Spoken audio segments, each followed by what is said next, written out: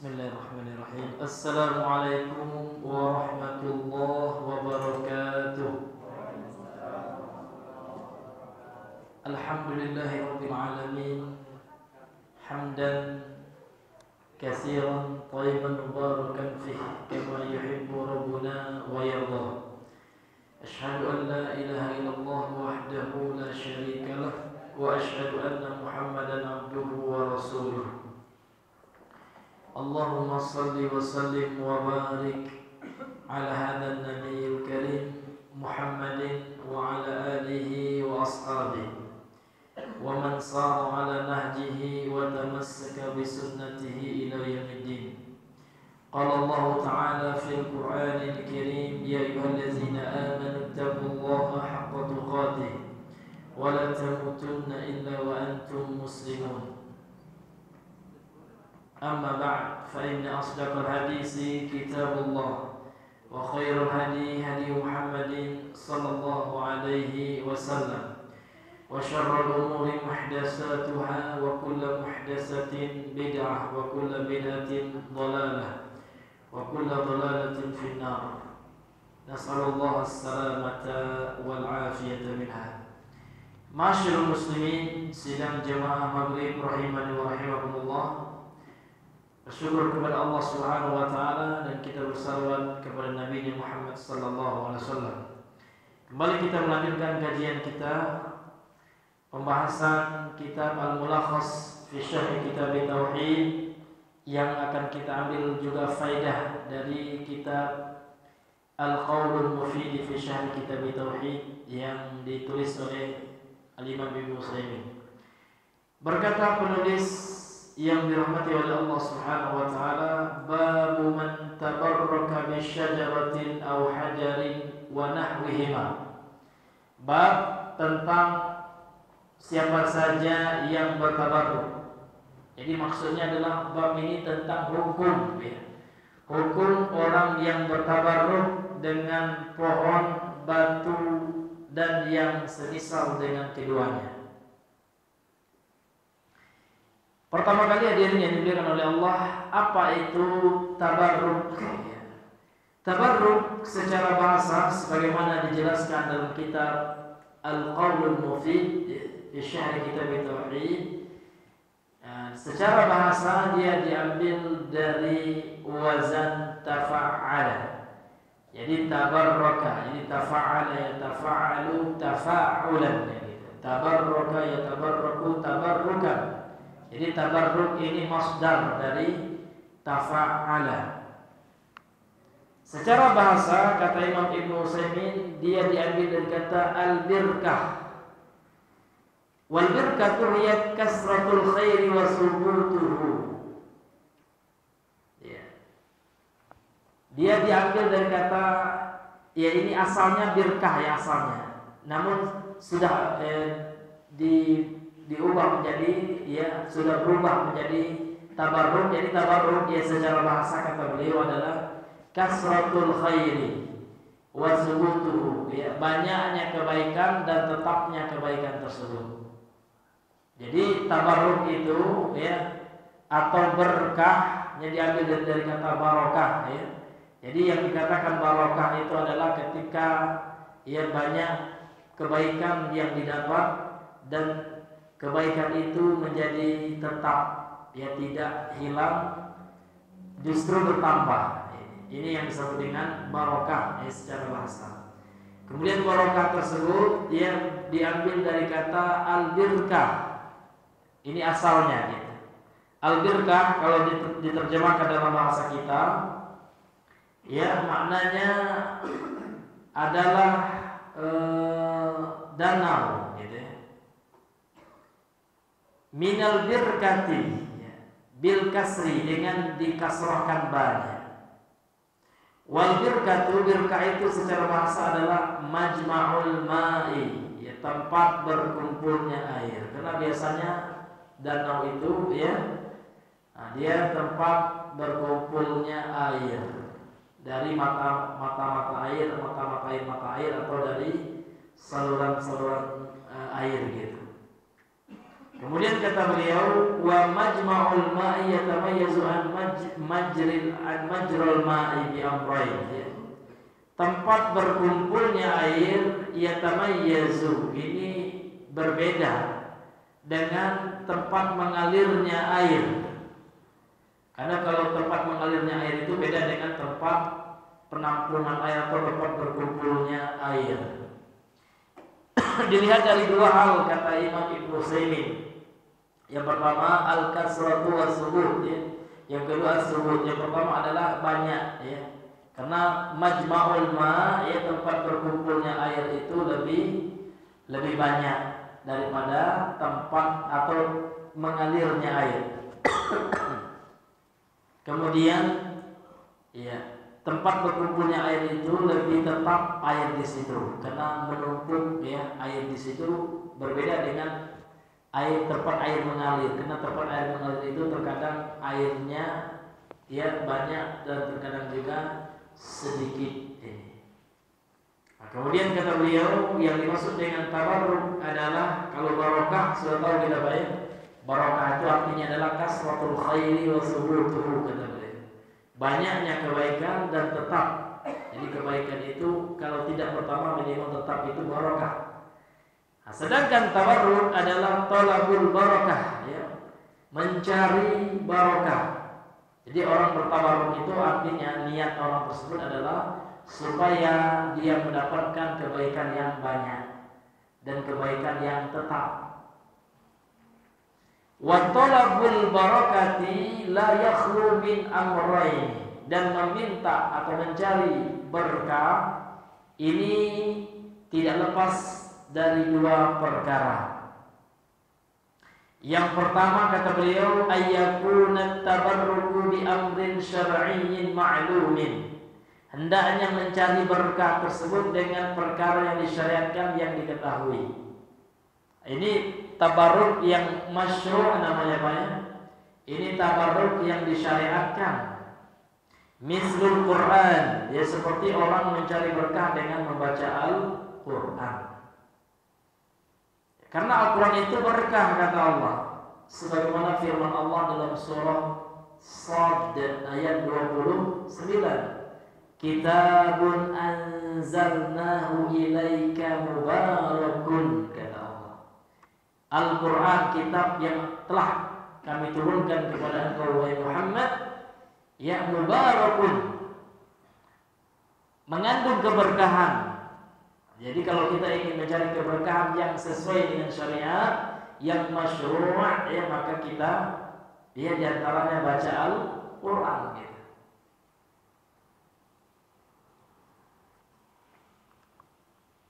Kemudian kata beliau, famin barakatihi anna man akhadha bihi hasala lahul fath wa anqadha Allahu bidzalika umaman katsiratan minasyirki wa min barakatihi annal harfal wahida bi asyri hasanatin wa hadza yuwaffiru lil insan al waqta wal juhda wa hadza yuwaffiru lil insani al waqta wal juhda. Dan di antara keberkahan dari Al-Qur'an itu, ya, anna man akhadha bi, orang yang mengambil dengannya, ya, artinya orang yang mengamalkan Al-Quran tersebut, hasala lahul fatha, maka dia akan mendapatkan, ya, sesuatu yang Allah bukakan baginya. Mungkin fathu babi rizq, mungkin dibukakan pintu rezeki. Namun yang paling terpenting adalah fathu babil hidayah, ya. Allah bukakan baginya pintu hidayah bagi orang yang mengamalkan Al-Quran, itu keberkahannya. Fa'anqadallahu bizalika umman katsiratan, maka Allah telah banyak, ya, menyelamatkan dengan Al-Quran tersebut banyak umat-umat yang Allah selamatkan dari kesyirikan, tatkala mereka mengamalkan Al-Quran. Kemudian dan termasuk keberkahan dari Al-Quran itu kata beliau, annal harfal wahida, sesungguhnya satu huruf yang dibaca bi asyri hasanatin, Allah akan balas dengan 10 kebaikan.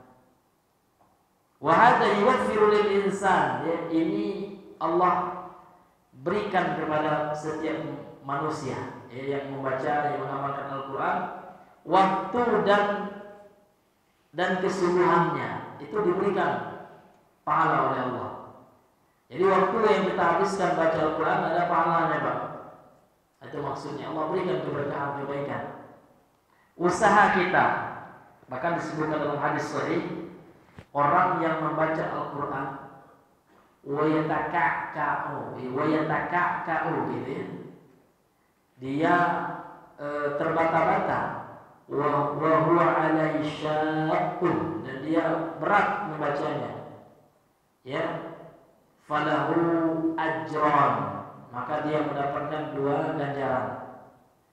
Ganjaran membaca Al-Quran dan ganjaran sabar, ya, ketika mempelajari Al-Quran tersebut, gitu. Ketika membacanya payah pada lidahnya, ya, maka dia tetap diberikan pahala oleh Allah. Waktu yang dihabiskan, usaha yang dia kerahkan itu diberikan. Ini diantara contoh yang beliau berikan, termasuk tabarruk atau mencari berkah yang disyariatkan. Dan seluruh hal-hal yang disyariatkan lainnya yang ada dalilnya. Kemudian bentuk tabarruk yang lainnya, kata beliau, ayyakuna bi amrin hissiyin ma'lumin.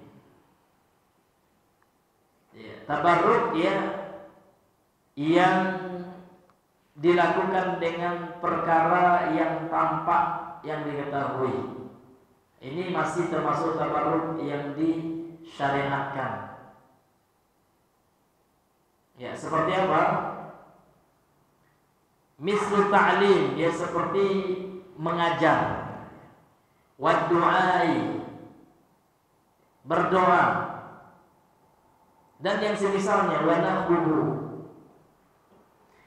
Fahadha rajulu yatabarraku bi'ilmihi wa da'watihi ila al-khair. Ada yang laki-laki ini, misalkan seorang laki-laki, kata beliau, yatabarraku bi'ilmihi, dia mencari keberkahan, ya, meminta keberkahan kepada Allah dengan mengajarkan ilmunya, wa da'watihi, dan dengan dakwahnya ilal khairi, mengajak kepada kebaikan. Nah, ini termasuk juga tabarruk yang disyariatkan, ya. Fayakunu hadza, ya, barakah li'annana nilna minhu khairan katsiran, sehingga ilmunya ini menjadi berkah, gitu. Kenapa? Li'annana nilna minhu, kita peroleh darinya, dari ilmunya tersebut, khairan katsiran, ya, kebaikan yang banyak.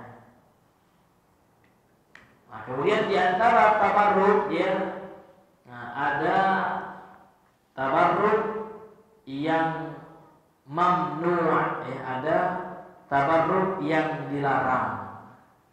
Jadi tabarruk yang dilarang ini, ya, ada 2 keadaan, ya.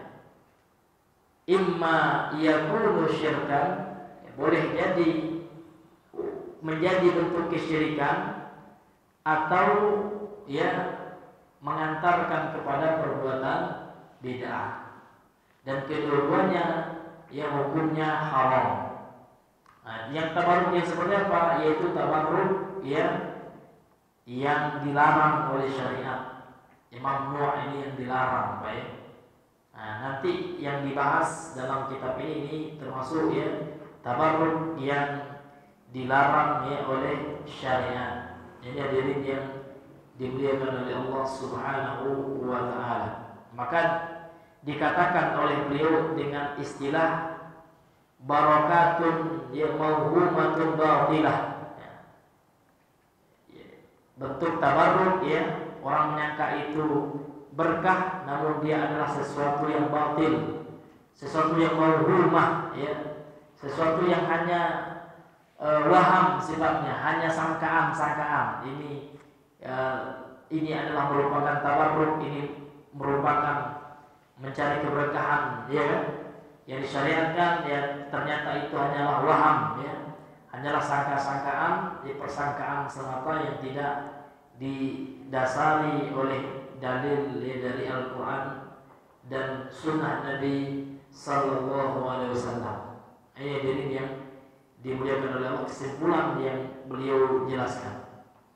Kemudian kita kembali kepada pembahasan kita dalam kitab Al-Mulahas ini. Penulis membawakan firman Allah dalam surah An-Najm ayat 19 sampai 23. Wa qaulillahi ta'ala, dan firman Allah Ta'ala, afara'aitumul Lata wal Uzza wa manatas salisatal ukhra.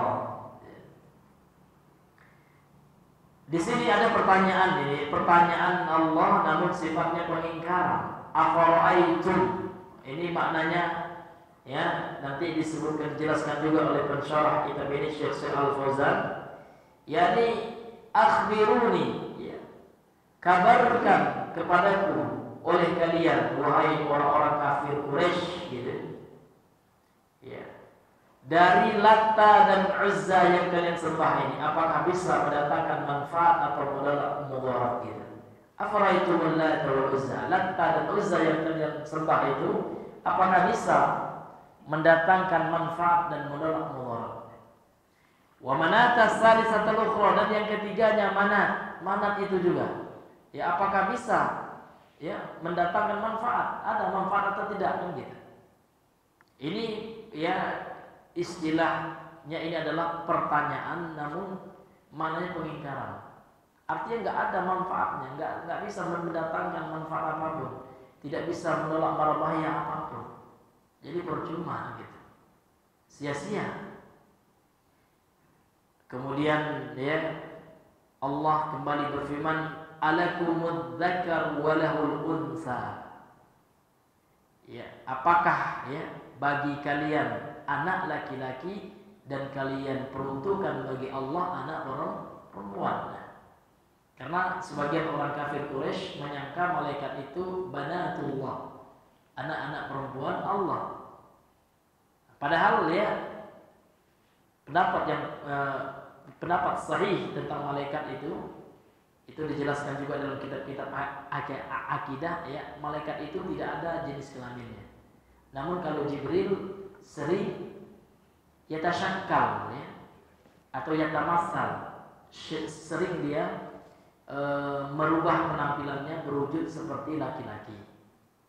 Namun secara apakah jenis kelamin malaikat itu ada, namun pendapat yang kuat dalam masalah ini, sebagaimana juga pendapat ulama kontemporer, ya, ditanya Syekh ya, Ibrahim bin Amir Ar-Ruhaili, ya, dalam kitab beliau Takrir Aqidah Al-Islamiyah itu, bahwasanya malaikat itu tidak ada dalil dari Al-Quran dan Sunnah yang menyatakan apakah laki-laki dan perempuan. Namun ulama sepakat, ya, haram menamai anak perempuan dengan nama malaikat. Ini faedah dalam kitab beliau. Kenapa? Karena tasyabuh dengan orang kafir Quraisy. Karena orang kafir Quraisy mereka ya menamai malaikat itu sebagai anak perempuan Allah. Nah, jadi kalau ada kita punya anak perempuan, Pak, kita namai Jibril, Israfil, ini haram hukumnya berdasarkan kesepakatan para ulama. Adapun anak laki-laki boleh. Nah, jadi kalau kita punya anak laki-laki namanya Jibril misalkan, boleh. Tapi kalau anak perempuan tidak, ya tidak diperbolehkan. Jadi Allah mengatakan alakumul dzakar wa lahul unsa, ya. Kalian menjadikan untuk kalian anak laki-laki dan kalian berikan bagi Allah anak perempuan, gitu ya. Nah, karena orang kafir Quraisy itu sangat terhina, ya, sangat malu apabila istri mereka melahirkan anak perempuan, bahkan mereka kubur hidup-hidup anaknya saking malunya. Kemudian Allah menyatakan tilka izam kismatun diza. Kalau itu yang kalian lakukan, itu adalah pembagian yang batil, gitu ya, yang tidak benar, yang tidak adil, gitu. In hiya illa asma'un samaitumuha, ya, Latta, Uzza, Manat, tidak lain melainkan nama-nama yang kalian namai, ya, antum oleh kalian, wa aba'ukum, dan oleh, ya, kakek-kakek kalian. Ma anzalallahu biha min sultan, Allah tidak pernah menurunkan keterangannya, hujjahnya, ya dalilnya tidak ada. Iyattabi'una illa dhanna, tidaklah mereka mengikuti. In di sini maknanya ma, in nafiyah ini. In itu maknanya ma, ya, tidak begitu. Dan mereka tidaklah mengikuti illa dhanna, kecuali hanya zon, hanya persangkaan saja, feeling saja gitu. Jadi orang kafir Quraisy nggak punya hujjah, Pak, nggak punya dalil gitu ya. Jadi orang jahiliyah nggak punya dalil, mereka beragama bukan karena dalil gitu. Ini beda dengan agama Islam. Islam turun karena mengikuti Al-Quran dalil, ya. Datang hadis Nabi SAW itu juga hujjah, dalil. Nah, kalau orang jahiliyah beragama tidak, mereka hanya feeling saja, zon, ya, sangkaan saja. Wa ma tahwal anfus, apa yang diinginkan oleh diri-diri mereka, hawa nafsu saja, Pak. Kemudian apa yang mereka ikuti dari aba'uhum, dari nenek moyang mereka. Maka kalau kita bahas kitab Masailul Jahiliyah yang ditulis oleh Syekh Muhammad bin Abdul Wahab itu tentang bagaimana adat tradisi orang-orang jahiliyah terdahulu, diantaranya itu, Pak. Di antara mereka itu beragama hanya mengikuti kebiasaan adat tradisi nenek moyang. Ini kebiasaan orang jahiliyah. Kemudian mereka beragama karena cocok dengan hawa nafsunya. Nah, kalau seandainya misalkan ada ustadznya mereka orang jahiliyah misalkan, Pak, ya, yang menghalalkan riba, senang mereka. Kenapa? Ternyata mereka pelaku riba. Kemudian ada ustadz mereka misalkan yang membela tradisi mereka, walaupun itu syirik, jelas-jelas itu syirik, Pak, ya. Namun ini kan budaya, Pak, ya. Tradisi orang tua kita harus kita lestarikan. Senang orang jahiliyah, Pak, ya. Abu Lahab nganggu-nganggu dia, mantap ini Ustaz, ini ngetop ini. Nah, ini tradisi orang jahiliyah dan itu terjadi, Pak. Karena memang Islam itu di akhir zaman akan kembali seperti semula, ya. Masail jahiliyah itu terulang kembali. Ya, istilah orang, Pak, ya. Ya, cerita lama terulang kembali.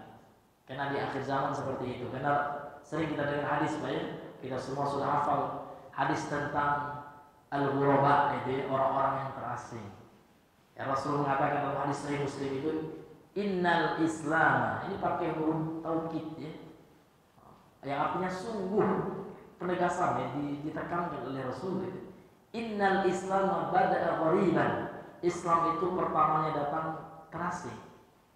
Wa sayaudu ghariban, maka akan kembali di akhir zaman asing kembali. Kama bada'a, sebagaimana muncul awal pertama kali Islam itu asing. Fatuba lil ghuraba, maka Rasul mengatakan beruntunglah. Tuba itu terjadi beberapa, ada beberapa tafsir di kalangan dia para ulama. Tuba itu artinya aflah gitu, aflah, beruntunglah gitu. Ada juga yang merhatikan tuba itu ada syajaratun fil jannah, satu pohon di surga itu ada namanya pohon tuba. Jadi artinya orang yang konsisten dalam beragama di akhir zaman, walaupun dia terasing namun dia istiqomah dalam memegang agamanya, maka untuknya kelak surga. Dan terkhusus mendapatkan satu pohon yang rindang, yang indah, yang cantik yang bernama tuba. Ini diantara tafsir para ulama, penjelasan para ulama syarahnya tentang mana hadis ini. Jadi ya hadirin yang dimuliakan oleh Allah, seperti itu. Ya, kebiasaan orang-orang ya kafir Quraisy, bahwasanya mereka beragama mengikuti zon, ya. Zon itu persangkaan saja. Dan apa yang dikendaki oleh diri mereka, semau dewe itu. Walaqad ja'ahum mir rabbihimul huda, padahal sungguh telah datang kepada mereka dari Tuhan mereka hidayah, Al-Quran, dan telah datang juga Rasul, utusan Allah, Rasulullah. Namun ya sebahagian mereka atau kebanyakan mereka tetap mengingkari dan tidak menerima petunjuk dan petuah dakwah yang disampaikan oleh Rasulullah, utusan Allah tersebut. Kemudian berkata Al-Imam, berkata Al-Syekh Dr. Shalih Al-Fauzan hafizahullah dalam kitabnya ini, Munasabatul Bab di Kitab Tauhid, kesesuaian bab ini, bab tentang apa yang kita bahas sekarang, bab tentang hukum orang yang bertabarruk dengan apa?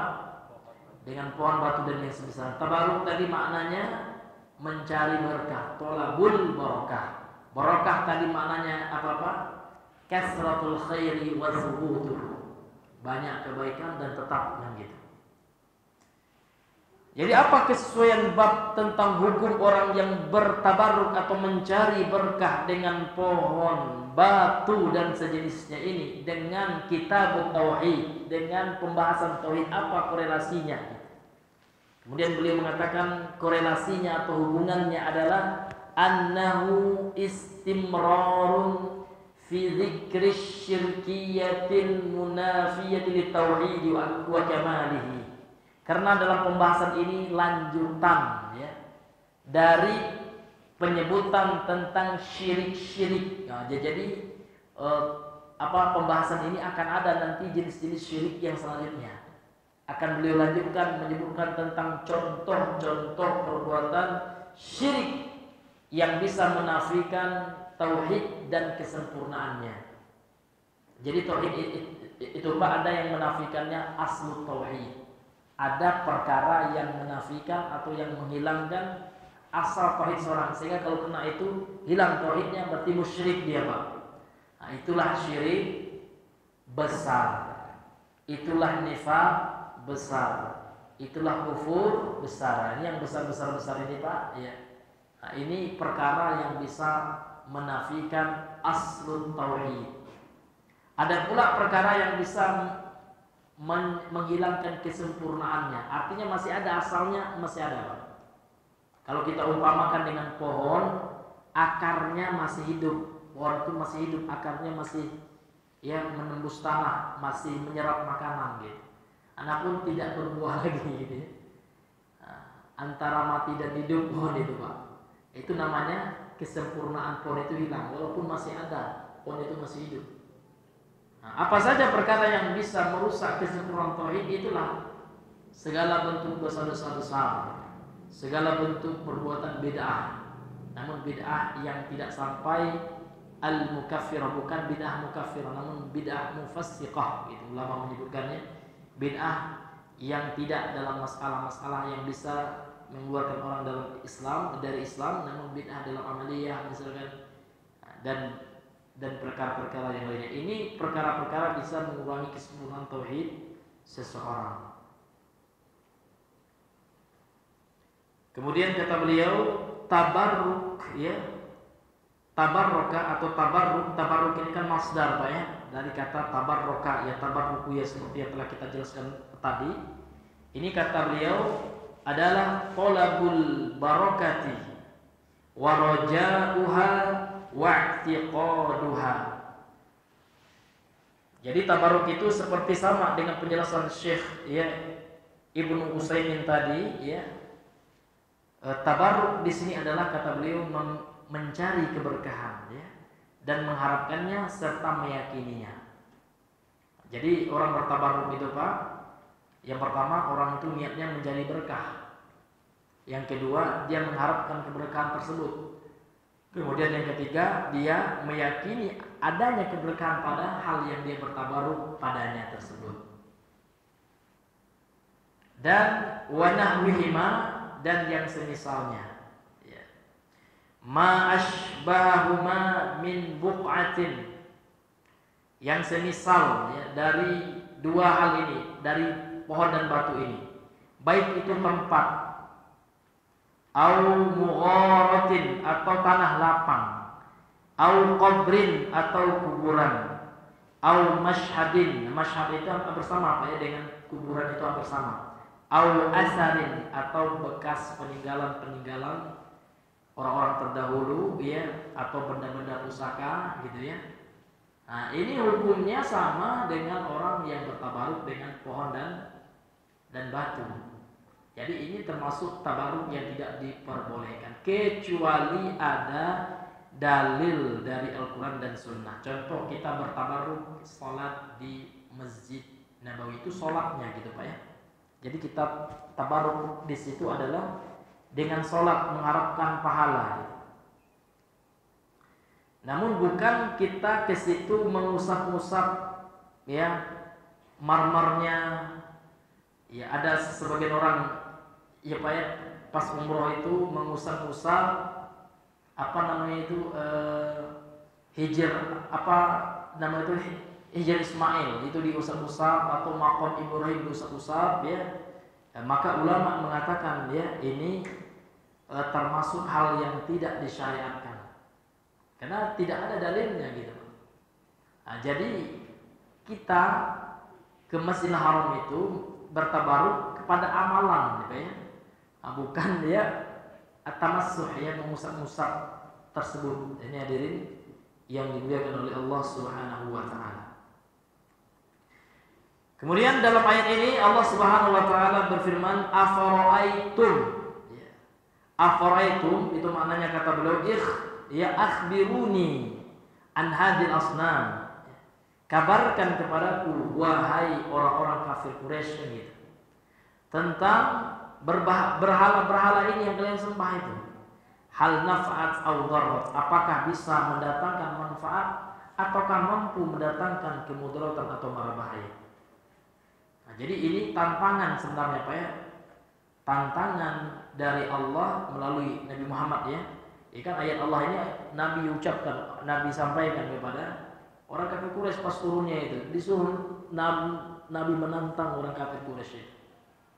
Ya, tantang ya, sampaikan ayat Allah ini. Dan ini Pak pernah kami praktekkan Pak ya. Alhamdulillah ini kami dulu dengan teman kami yang di Qatar itu ya pernah masuk ya ke tempat orang ini Pak, orang kuil ya, orang lagi nyembah patung gitu ya. Jadi pernah kami tanya gitu, Pak ya, ini patung itu siapa apa Pak gitu kan? Kami tanya dulu, oh itu Tuhan kami katanya.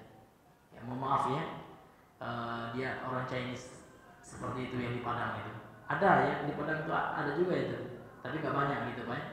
Kemudian kami tanya, kemudian yang bikin patung itu siapa? Oh ya tukang pahat katanya. Nah, coba Bapak bayangkan, apakah mungkin gitu Tuhan Bapak dibuat orang, dipahat orang, membuat dirinya sendiri nggak mampu dia. Bagaimana dia bisa memberikan manfaat, ya kan, mengabulkan doa Bapak? Nah, nggak bisa jawab dia Pak. Oh, sama persis orang jahiliyah jawabnya. Oh kalau itu ya ini masalah keyakinan ya. Ini adalah keyakinan kami sudah turun-temurun seperti ini gitu ya. Jadi ayah kami juga seperti ini ya kami ikut juga gitu. Ini sama sekali ya sama saja Pak ya. Jawabannya dengan ya nggak ada hujah memang Pak. Orang kaum musyrikin itu nggak ada hujahnya memang. Yang mereka ikuti kalau tidak nenek moyang mereka, kalau tidak hawa nafsu mereka. Secara akal saja mereka nggak bisa. Ya. Nah ini itu fakta Pak ya. Ya kami langsung mempraktekkan itu Pak. Nah, ini hadirin yang dimuliakan oleh Allah Subhanahu wa taala. Kemudian afara'aitumul lata. Al-lata quri'a bi takhfifi ta, dibaca dengan meringankan huruf ta-nya. Al-lata maksudnya tidak ditasydid. Al-lata, ta-nya enggak ditasydid. Quri'a bi takhfifi ta'i, dibaca dengan meringankan huruf ta-nya. Wa quri'a kemudian juga dibaca bi tasydidha. Nah, ada dua cara bacanya Pak ya dalam qiraat itu ya. Bisa dibaca dengan tidak ditasydidkan ta-nya al-lata, bisa juga dibaca dengan afara'aitumul latta. Latta ya ditasydidkan ta-nya. Kemudian kalau dibaca dengan bacaan yang pertama tidak ditasydidkan ta-nya fa'alal qira'atil ula, maka kalau dibaca dengan bacaan yang pertama ya tanpa ditasydidkan ta-nya, maka al-lata di sini maknanya adalah ismu sakhratin baydha'a manqushatin 'alaiha baitun bit Taif. Dia adalah batu besar, Pak. Sakhrah itu batu besar. Baydha yang berwarna putih. Manqusyatun kemudian dia diukir gitu, dipahat, diukir. Kemudian di atasnya ada rumah, dibuat serupa rumah gitu, Pak. Bi Taif, dan ini terletak di daerah Taif.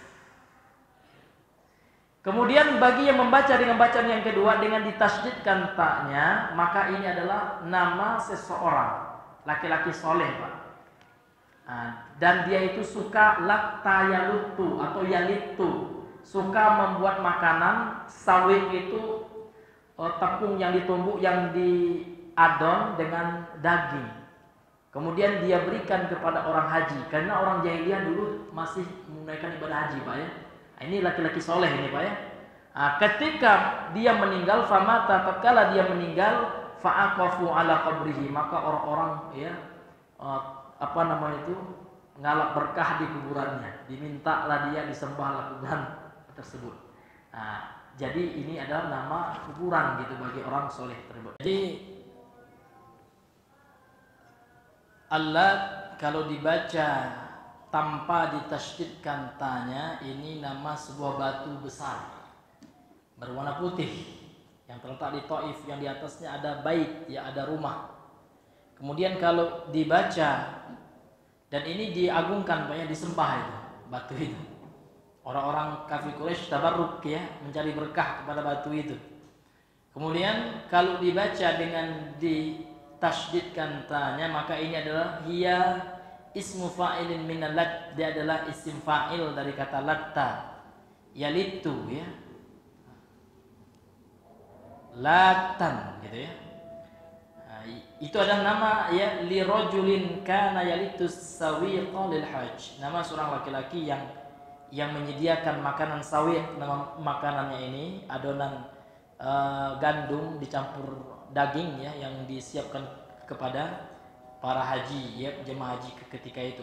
Famata, tatkala meninggal orang ini, orang soleh ini lelaki soleh ini, Pak. Fa'akafu ala qabrihi, lantas mereka orang kafir Quraisy itu i'tikaf dia. Ya, i'tikaf itu ya bermalam dia di kuburannya, cari berkah ya di kuburan si Latta, orang soleh yang meninggal ini. Kemudian al-wal uzza, afaraitumul Lata wal Uzza. Al-Uzza kata beliau syajaratu samar ya, syajaratu samarin, pohon samar. Ini nama pohon, Pak ya. Pohon rindang di Mekah itu namanya samar. Qad buniya haulaha wa ju'ila laha astarun, dibangun di sekitarnya, dan pohon itu dibuat tirai-tirai pada pohon itu. Dan ada juga rumahnya, Pak ya. Ada juga rumah dibuat di pohon itu. Kemudian pohon itu ada juru kuncinya, ada sadanahnya ya, ada juru kuncinya. Kemudian pohon ini, Pak, ada jinnya, Pak. Jadi Uzza ini pohon besar yang mana bisa berbicara sama manusia. Iya. Sehingga diyakini keramat, dia sakti, berenergi oleh orang kafir Quraisy, sehingga disembah pohon ini, Pak. Tatkala Fathul Makkah, umat Islam, Rasulullah telah menguasai kota Mekah. Rasulullah memiliki power ya, kekuasaan di Mekah, maka beliau mengutus Khalid bin Walid untuk menebang pohon ini. Sekaligus Khalid bin Walid membunuh jin penuduh ini, disebutkan dalam Sahih Bukhari. Di pohon ini ditumbang oleh Khalid bin Walid. Artinya apa? Kalau fikih yang kita ambil dari Sirah Nabawiyah itu, fikih sirah itu, kalau seandainya kita punya power, kekuasaan, boleh kita hancurkan kemungkaran dengan tangan kita. Namun kalau ketika Rasulullah nggak punya kekuasaan, nggak punya power ketika di Mekah, ya beliau ya membiarkan saja. Beliau hanya berdakwah dengan lisan, tidak ya bilya, tidak dengan tangan, tidak dengan kekuasaan. Karena memang mencegah kemungkaran itu dengan tangan apabila mampu orang yang memiliki wewenang, Pak. Penguasa. Kalau penguasa kita belum, ya seperti Rasulullah ketika di Mekah, sabar begitu. Karena Rasulullah bukan penguasa waktu itu. Yang menjadi penguasa pembesar suku Quraisy, orang kafir Quraisy, Pak. Maka Rasulullah sabar ya. Dakwahnya dengan lisan saja. Begitu juga ketika ya kita seseorang itu belum memiliki kekuasaan, ya waktu itu Syekh Muhammad bin Abdul Wahab ya dengan dengan Alus Saud itu belum memiliki kekuasaan. Ya, Syekh Abdul Wahab dengan lisan ya menulis kitab ya, mengajak keluarganya, mengajak kabilahnya, kemudian daerah Jazirah Arab waktu itu ya, untuk mentauhidkan Allah. Namun setelah mereka ya menggandeng penguasa, karena memang Alus Saud ini dia punya power gitu Pak ya. Dan Hijaz waktu itu, Jazirah Arab ya waktu itu ini tidak di bawah khilafah Turki Utsmani. Nah, karena mereka itu di bawah kekuasaan perkabilah gitu Pak. Nah, jadi ya Alus Saud ini beliau menyatukan kabilah-kabilah yang sering bertengkar itu Pak. Dan sampai sekarang di Yaman itu masih Pak ya. Jadi terkadang kabilah itu perang ya, karena masalah dunia, terkadang itu karena misalkan ada satu kabilah Pak ya, misalkan dia menembak kabilah yang sebelahnya atau kabilah lain, itu terjadi perang itu. Ya, persis seperti itu. Kalau di Yaman itu seperti itu Pak ya. Jadi kekuasaan itu tergantung kabilah, suku gitu. Karena suku di situ itu bebas ya, orang di situ itu bebas pakai senjata api gitu. Bahkan saya pernah lihat ya ada kabilah di Yaman itu punya tank baja. Iya, kalah tentara kelompok aja Pak ya, tentara Yaman. Ya, lebih kuat ya suku militernya daripada tentara negara, sehingga negara lemah gitu ya, tidak bisa menstabilkan ya ketika terjadi ya perperangan itu masuklah negara lain kadang Saudi ya, kalau di daerah Aden itu Pak, arah Yaman Selatan itu tadakhul itu sering campur itu daerah ini ya sekarang itu karena ada kepentingan politik juga ya, daerah Dubai. Nah, itulah daerah-daerah ini karena memang negaranya lemah gitu. Nah ini begitu juga kondisi Arab Saudi waktu itu sebelum disatukan oleh Saudi, itu kan nama kabilah itu Alus Saud itu ya, nama kabilah itu ya, dia kabilah kuat gitu, maka dia satukan Arab di atas nama Arab Saudi gitu, dan nggak perang-perang lagi kan seperti itu, dan buat negara kan itu. Nah, bukan seperti yang dituduhkan oleh segelintir orang bahwasanya beliau ini memberontak kepada Turki Utsmani, nggak ada. Namun Turki Utsmani saja yang ingin menguasainya gitu, bukan memberontak dia. Dan ma'ruf ya Turki Utsmani waktu itu adalah sufi ya, suka tabaruk ya, dan Syekh Muhammad Abdul Wahab memberantas itu. Nah, sehingga mereka gak senang kan diperangi, namun alhamdulillah gak mampu, itu Allah menangkan gitu ya. Turki Utsmani gak mampu, padahal kecil itu Pak ya. Alus Saud itu kecil Pak, sedikit ya, secara logikanya lemah, namun Allah Subhanahu wa taala memenangkan orang ahlu tauhid seperti itu. Ini hadirin yang dimuliakan oleh Allah Subhanahu wa taala, dan sampai sekarang ya alhamdulillah ya, Arab Saudi ya kan, Mekah, Madinah, Masjidil Haram, Masjid Nabawi itu masih Allah berikan amanah kepada Alus Saud itu. Nah, kemudian Alus Saud ada perjanjian gini ya, bahwasanya yang akan berfatwa para ulamanya itu adalah sesuai dengan pemahaman Ahlussunnah yang dibawa, yang didakwahkan oleh Syekh Muhammad Abdul Wahab, dan itu ya nggak ada yang baru Pak ya. Itu sama dengan dakwahnya para sahabat dahulu, tidak ada hal-hal yang baru yang beliau bawa. Namun orang-orang yang tidak senang ya, orang-orang yang doyannya tabaruk dengan batu, pakai cincin keramat, pakai zimat, nggak senang. Nah, buatlah Wahabi, terutama Syiah yang paling benci sekali, karena beliau adalah orang yang membongkar kebobrokan Syiah. Ya, beliau menyuarakan ya, mendakwahkan ya, menyerukan, menjelaskan kepada umat akan kesesatan Syiah yang mengkafirkan sahabat ya, yang mempertuhankan Ali bin Abi Thalib. Nah, sehingga Syiah marah besar gitu.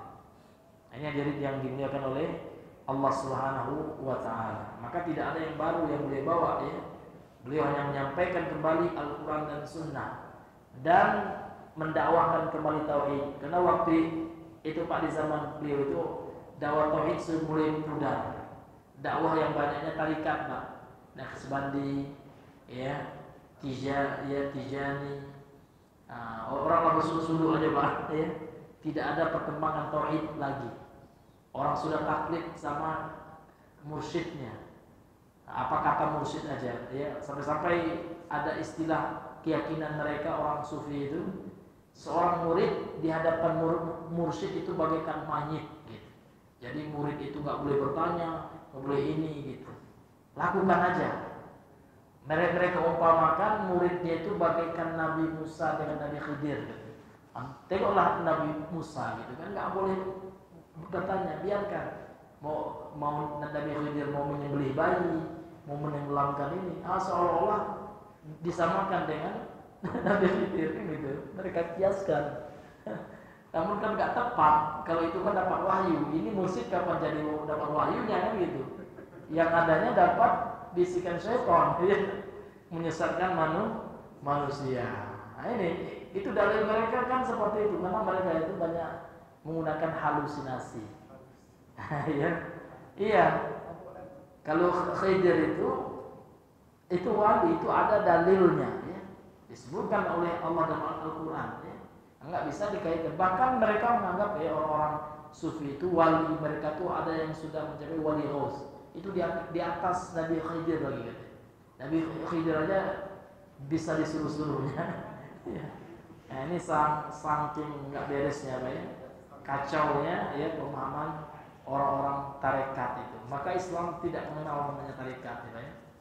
Nah, jadi tarekat itu sebenarnya diambil juga oleh filsafat kan gitu. Iya. Nah, tasawuf itu ya. Jadi nggak ada dalam Islam. Yang ada dalam Islam itu ada zuhud, pensucian hati, ada tazkiyatun nafs gitu ya, ada. Bukan tasawuf, bukan dibimbing dengan mursyid ya. Ini ya, pembimbing rohani nggak ada dalam Islam tuh ya. Anak pembimbing rohani saya kan, ya itulah yang menyesatkan umat itu Pak. Iya. Ini hadirin yang dimuliakan oleh Allah Subhanahu wa taala, sehingga mereka ngaku-ngaku nanti dapat ilham lah, ya, dapat wangsit lah gitu ya. Nah, sehingga tahu dia nama ruh, Bapak tahu dia. Ujung-ujungnya duit Pak, UUD ya. Kalau untuk mendaftarkan nama ruh kita supaya tahu kita, bayar tuh. Nah, ini ya, ini hadirin yang dimuliakan oleh Allah Subhanahu wa taala. Dan ini tidak pernah diajarkan oleh Islam ya, bentuk-bentuk yang seperti itu. Islam itu hanya bersumber kepada Al-Quran dan Sunnah dengan pemahaman para sahabat ya. Dan referensi Islam itu jelas Pak, Al-Quran, Sunnah itu jelas, Sahih Bukhari, Sahih Muslim, Ashabus Sunan ya, Sahih Sunan An-Nasai, At-Tirmizi, Ibnu Majah, jelas dalam Kutubus Sittah ya, 6 kitab hadis. Namun yang sahih, karena yang disepakati sahih itu hanya 2, Sahih Bukhari dan Muslim, dan yang selebihnya ulama selalu berusaha mentakhrij, mentahqiq kembali gitu ya, berijtihad ya, mentashih, mensahihkan dan menyeletif hadis-hadis yang dhaif mulai dari zaman dahulu gitu ya. Mulai dari Imam Ibnu Jauzi, ada kitabnya Al-Mawdu'at, Imam Ibnu Jauzi, kumpulan hadis-hadis palsu. Nah, di antara hadis palsu juga yang dalam kitab beliau itu adalah ya an-nazafatu ya minal iman. Itu hadis palsu Pak. Ya, kalau ada orang mengatakan hadis itu palsu, tapi yang tepatnya itu pepatah Arab, pepatah ya. Namun nggak boleh disadarkan kepada Nabi sallallahu alaihi wasallam. Yang sahihnya at-tuhru ya. Ya, syatrul iman. Nah, yang sahihnya seperti itu. Nah, kemudian juga ya talabul ilmi walau bisin gitu ya. Tuntutlah ilmu itu, utlubul ilma ya walau bisin. Nah, itu juga disebutkan oleh Imam Ibnu Jauzi dalam kitabnya Al-Mawdu'at ya, kumpulan hadis-hadis palsu. Ini hadis palsu ya. Tidak ada ya sandarannya. Dipalsukan, sanad-sanadnya semuanya dipalsukan kan gitu. Nah, ini ya hadirin yang dimuliakan oleh Allah Subhanahu wa taala. Jadi Islam itu sudah sempurna. Jadi kita kembali kepada pembahasan ini. Al-Uzza itu adalah nama pohon ya, samar yang dibangun sekitarnya, kemudian ada tirai-tirainya yang terletak antara Mekah dan Taif. Kemudian Manat ya, wa Manat as-salisatal ukhra, yang ketiga adalah Manat ya. Manat itu apa? Sonamun lil bil musyallal. Ya, Musyallal ini nama daerah yang terdapat di antara Mekah dan Madinah. Jadi Manat itu berhala ya. Ya, jadi tiga-tiganya ini berhala sebenarnya. Ya. Kenapa dikatakan oleh Allah Subhanahu wa taala ya kan as-salisatal ukhra. Ya. As-salisatal ukhra, zamun ini adalah bentuk zam ya, bentuk celaan dari Allah. Bentuk penghinaan dari Allah kepada berhala ini, dan dia disebutkan di akhir bit ta'akhuri, karena disebutkan di terakhir. Ai al-mutaakhirata al-wadi'ata al-miqdari ya, karena disebutkan di akhir, kemudian al-wadi'ah itu artinya rendah, al-miqdar kedudukannya. Jadi kedudukannya itu terhina di sisi Allah. Ya, tidak hanya ini, namun ini yang paling hinanya gitu Pak ya. Allah itu sebenarnya kan orang soleh. Nah, yang hinanya siapa? Yang hinanya orang yang menjadikannya itu. Kalau Allah sendiri, kalau dibaca pakai tasydid, dia kan orang soleh gitu. Nah, sehingga kalau yang Manat ini betul-betul ya terhina ya di sisi Allah Subhanahu wa taala. Ini ya tentang dua ayat yang dijadikan dalil ya oleh penulis di sini. Ini hadirin yang dimuliakan oleh Allah Subhanahu wa taala. Jadi intinya ya, orang-orang kafir Quraisy menjadikan berhala ini, Uzza adalah bentuk pohon ya, kemudian Lata yang dibaca tanpa tasydid kan batu, kemudian Manat dia adalah berhala. Nah, intinya orang-orang kafir Quraisy menjadikan mereka itu adalah wasilah untuk bertabarruk. Kata mereka ya, Lata, Uzza, Manat itu membawa keberkahan. Maka tidak ada bedanya dengan orang sekarang yang menjadikan kuburan orang soleh sebagai tempat bertabarruk. Apa bedanya? Karena Lata itu orang soleh juga dulu gitu. Ya kan, apa bedanya gitu. Nah, ini yang dimuliakan oleh Allah Subhanahu wa taala.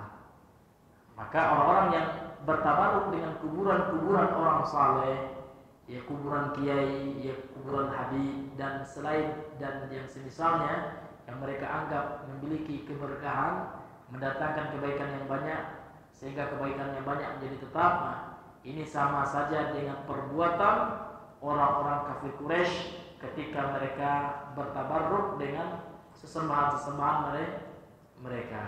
Ini hadirin yang dimuliakan oleh Allah Subhanahu wa taala. Maka untuk itu ya, ini tradisi jahiliyah ya.